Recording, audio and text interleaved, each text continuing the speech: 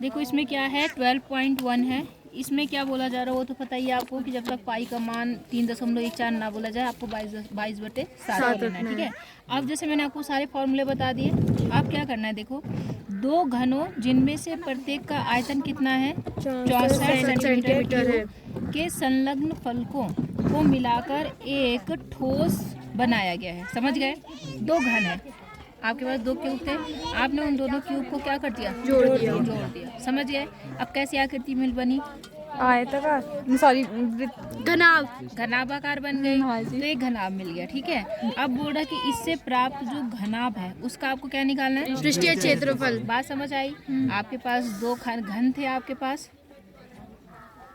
है ना, दो क्या थे आपके पास, घन। मान लो एक घन ये है आपका, अभी मैं ऐसे ही बना रही हूँ, एक घन आपका ये हो गया और एक घन मान लो आपका ये था, ठीक है ना। और आपने इन दोनों घनों को क्या कर दिया, जोड़ दिया, ठीक है। जब इनको ऐसे करके यहाँ से अटैच कर देंगे तो आपके पास जो आकृति आएगी वो ऐसी आ जाएगी। घनाभ बनेगा नहीं बनेगा? कुछ टेढ़ा मेरा बन गया, आप देख लेना थोड़ा ऐसा। तो उन दोनों को जो हमने ज्वाइंट कर लिया तो कुछ ऐसी आकृति बन गई जी कि नहीं बन गई। अब आपको इस आकृति का क्या निकालना है, कुल पृष्ठीय क्षेत्रफल। तो अब कुल मतलब पृष्ठीय क्षेत्रफल का फॉर्मूला क्या होता है, पहले ये बताओ।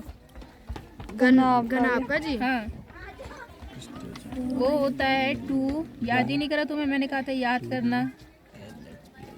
ये होता है 2LB, लंबाई गुणा चौड़ाई, चौड़ाई गुणा ऊंचाई, ऊंचाई गुणा लंबाई, ये होता है। अब इसका मतलब ये, इसका पृष्ठीय क्षेत्रफल निकालने के लिए आपको लंबाई, चौड़ाई और ऊंचाई पता होनी चाहिए। वो लंबाई, चौड़ाई, ऊंचाई कहाँ से मिलेगी, इन घन की हेल्प से मिलेगी। आपको पता है हर घन का जो आयतन है वो कितना है, 64 है या नहीं? तो आप लिखेंगे घन का आयतन, घन का कंचन आयतन, काजल नहीं, निशा, घन का आयतन है ना। घन का आयतन क्या है आपके पास, 64 दिया है, ये तो आपको पता है। और उस घन का मतलब आयतन का फॉर्मूला क्या होता है, ए क्यूब इज इक्वल टू कितना दे रखा, 64। समझ आ रहा नहीं आ रहा? ए क्यूब क्योंकि वो मतलब घन है ना, वो है जी। अब इससे आप क्या निकालेंगे, ए निकालेंगे, मतलब यहाँ पर 64 का क्यूब रूट निकालेंगे। तो जब आप 64 के फैक्टर करेंगे तो 64 के फैक्टर कितने आएंगे, 2 से काटेंगे 32, 2 से काटेंगे 16, 2 से काटेंगे 8, 2 से 4, 2 से 2 से 1, 3, 3, 6। मतलब यहाँ पे बना आपका कितना बना, कितना, 2 गुणा 2 गुणा 2 गुणा 2 गुणा 2 गुणा 2। आपको पता है घनमूल निकाल, तो घनमूल में कितने के जोड़े बनाते हैं, 3, तो एक इसमें से आएगा, एक इसमें से कितना बन गया, 4। तो घन की भुजा कितनी आ गई, 4। अब ध्यान दो, ये 4 हो गई, ये 4 हो गई, ये भी 4 हो गई, लंबाई, चौड़ाई, ऊंचाई सारी 4 हो गई। अब जब 4 वाले को हमने जोड़ा तो अब ये बताओ ये कितनी बनेगी, 8 ये 8 बनेगी, ठीक है, वेरी गुड, ये 8 सेंटीमीटर बन गई है ना। और ये कितनी बनेगी, ये 4 जी, हाँ, क्योंकि वो तो हमने केवल एक तल से जोड़ा ना, तो ये कितनी रहेगी, 4। तो ये लंबाई हो गई, चौड़ाई, और ये जो ये वाली है ये कितनी होगी, 4, ये भी 4। समझ गए? अब जी नहीं समझे, समझ गया। परिवर्तन कहाँ पे आएगा, केवल जो इस तरह से जोड़ा वही तो डबल होगा, बाकी सब वैसे रहेगा, है ना। तो अब लिखेंगे घनाभ का पृष्ठीय क्षेत्रफल, घनाभ का पृष्ठीय क्षेत्रफल। फॉर्मूला तुम्हें पता ही है, 2LB plus BH plus HL, ठीक है ना। अब आप देख लो यहाँ पर, आप यहाँ पे लिख भी लो, L कितना आया आपका, आपने कितना बताया, 8, B कितना आया आपका, 4, और H कितना आया आपका, 4। पेन क्या दे रखा तुम्हें, चल ही नहीं रहा, इतना समझ में आया? अब देखो कितना हो गया, 2 यहाँ पर कितना है, लंबाई गुणा चौड़ाई, 8 गुणा 4 प्लस इन दोनों को करके क्या होगा, 4, ठीक है, प्लस L × H, 4 गुणा 8, आई बात समझ में, 2 8 चौक 32, दूसरा पेन दो, चल नहीं रही है, ढंग का पेन दो कोई, 32, 4 चौक 16, सारे पेन ऐसे ही है क्या यहाँ पर, प्लस 8 चौक 32, समझ आया नहीं आया जी। अब देखो कितना हो गया, 32 32 64, और 64 और 16 कितना हुआ यहाँ पर 0 7 और 1 8 80 हो गया। और 80 को अगर 2 से गुणा करेंगे तो 8 दूनी 16 सेंटीमीटर स्क्वायर। ये आपका क्या हो गया, उस जो आकृति आई घनाभ उसका क्या हो गया, आयतन। बोलो समझ आया? इजी है कि टफ है? इजी है जी मैम। फॉर्मूले याद होने चाहिए। नहीं आई बात समझ में? कोई दिक्कत है यहाँ तक? नहीं जी। आगे देखें जी मैम। अच्छा अब समझना, यहाँ क्या बोल रहा कि कोई बर्तन एक खोखले अर्धगोले के आकार का है। एक बर्तन है जो अर्धगोले के आकार का है, जैसे कटोरा होता है ऐसा, कटोरे के आकार का है, जिसके ऊपर एक खोखला बेलन अध्यारोपित है। मतलब बर्तन ऐसा है, कैसा बना हुआ है, एक तो अर्धगोला है ऐसा, और इसके ऊपर क्या रखा हुआ है, अर्ध अध्यारोपित का मतलब उसके ऊपर रखा है, क्या रखा हुआ है, बेलन। ऐसा बेलन रख दिया इन्होंने। बात समझ आ गई? ये बेलन इन्होंने इसके ऊपर रख दिया। समझ गए बर्तन कैसा होगा?